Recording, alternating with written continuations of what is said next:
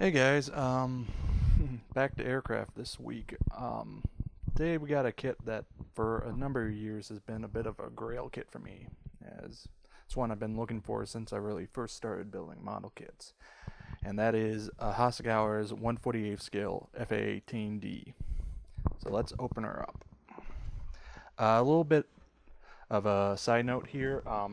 I did get this kit at a swap meet, so things aren't 100% no factory fresh. So keep that in mind.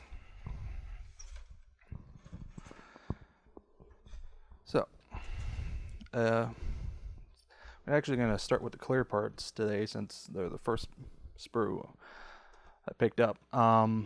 Oral, they're pretty good. One complaint though, there is a nasty mold seam going down the center of the canopy here. That's going to be a pain to clean up. That thus far has been the only sort of downside I've noticed on this kit.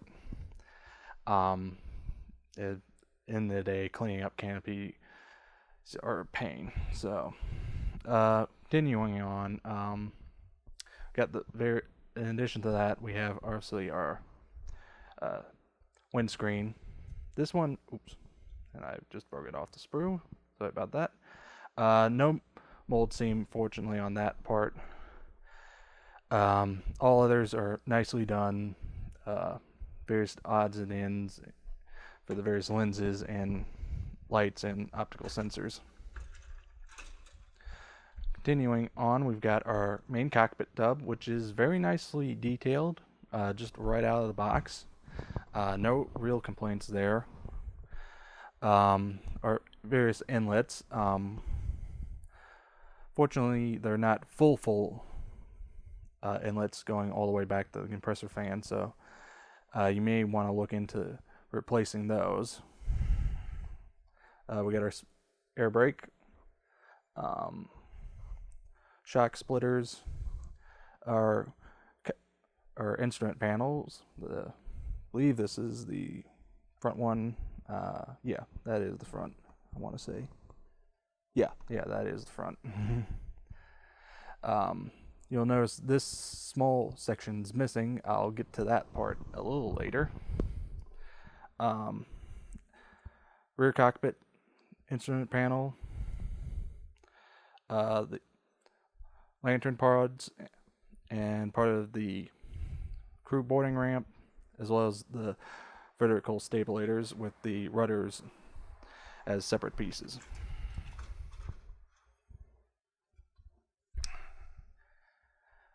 Next sprue, we've got our various control surfaces and flaps and ailerons and slats, which this is the one sort of downside of the F-18 in terms of modeling, as because of its very complex flap system, it's a bit of a pain to put together, but looks very well when done right.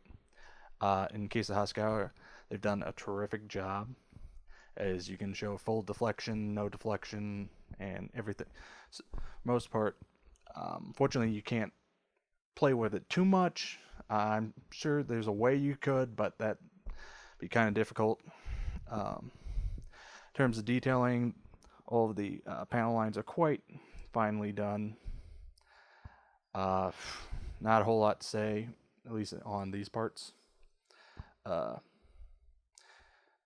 Much the same here with the horizontal stabs and some of the flat parts, controls mechanisms, sorry, as you can see here with the lowered and the retracted.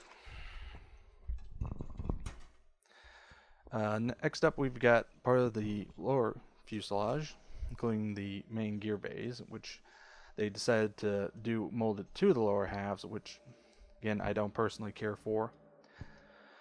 But in terms of detail, they do a terrific job in terms of the plumbing. It's very nicely done. Much the same here in the nose gear bay. However, with the nose gear bay, this is going to be very difficult to um, do it just as again as it is molded in. Next up, we've got our nose with a slot removed for the gun or the deleted gun option, which is a nice inclusion, as you can see here, as the F-18D does come both in a photo reconnaissance and obviously the traditional version. And to have those parts included is quite nice. We also on this sprue we have our various gear bay doors. Yeah, that looks about it, other than a couple odds and end parts for the pilots. Next up, we've got our upper fuselage nav. Pretty basic for Hasegawa. Nothing really to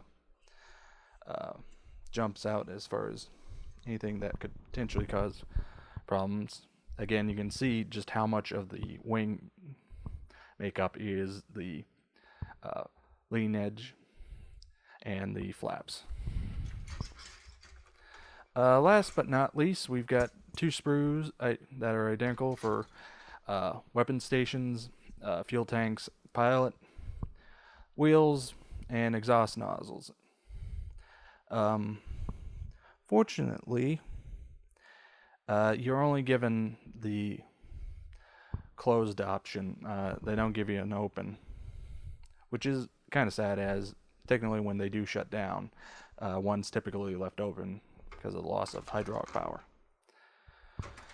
So,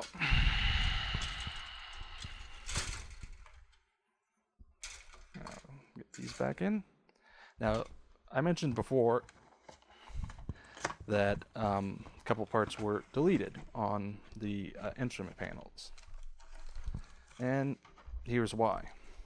Because it does include a small spread of photo etch parts for things such as part of the crew boarding ladder here, some detailing in the main gear bay, the countermeasures, as well as the instrument panel parts, HUD, and mirrors. But biggest surprise I found with this kit, it includes a set of metal landing gears. I have never encountered Hasegawa doing this. This is the first kit, at least that I own, that included this. I know some of their other releases will include special parts, but just for a quote standard release, this was a bit of a surprise. Hadn't really opened these just because I didn't want to get them damaged.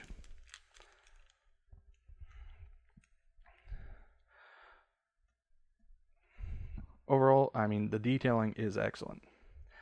Granted, it's obviously not the same caliber as I would say got Sachs. Hopefully, yeah, Sachs landing gears, and obviously because this is a little bit older, they have bent a little bit just from bouncing around, but other than that, I mean, they're a nice addition, and they do simplify the build process substantially. Unfortunately, you're only given the one nose gear for the standing position and not the sort of crouched, ready to launch position. As now that I think about it, I do not recall seeing regular landing gear on this kit. Yeah. Oops, shoot. Fortunately, that's the downside of opening up bags, is that things start to sort of go everywhere.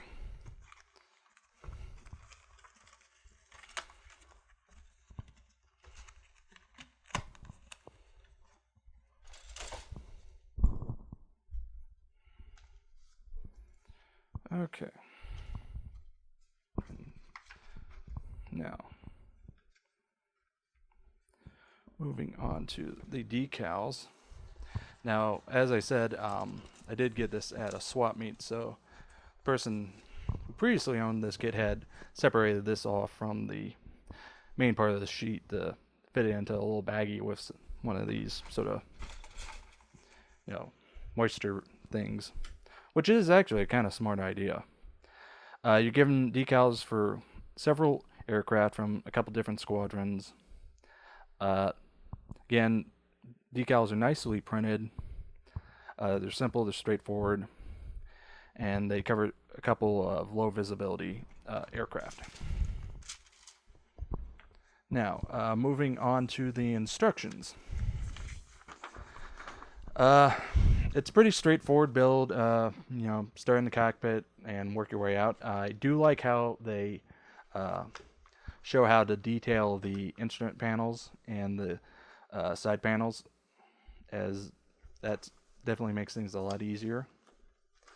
There really aren't any, no, I would say sort of gotcha areas other than here in the flaps and ailerons and all that, constructing those, just because there's a lot of stuff going on.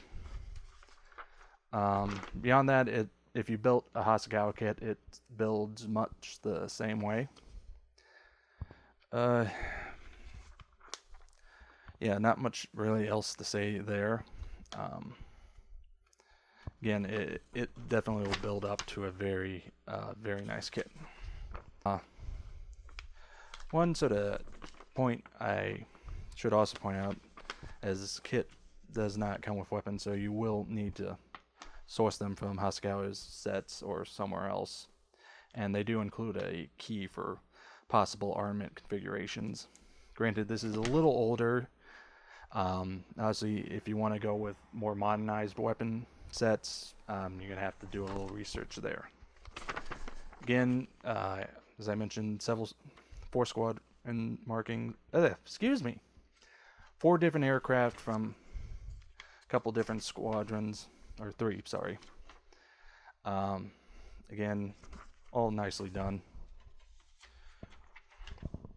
So, overall, I mean, this is definitely one of Hasegawa's best releases, in my experience. Given all the various components that come with this kit, to find it, as I said, at a swap meet for basically the original retail cost, about $40.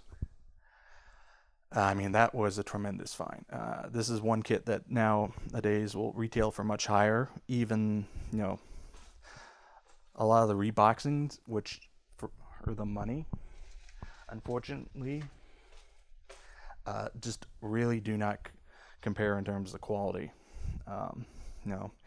With this kit, you get photo etch, you get white metal landing gear, you get a pretty decent decal selection. And yeah, I mean, definitely if you get the chance to get this kit for a reasonable price, jump on it. You will not be disappointed, and you're definitely going to get your money's worth out of this kit.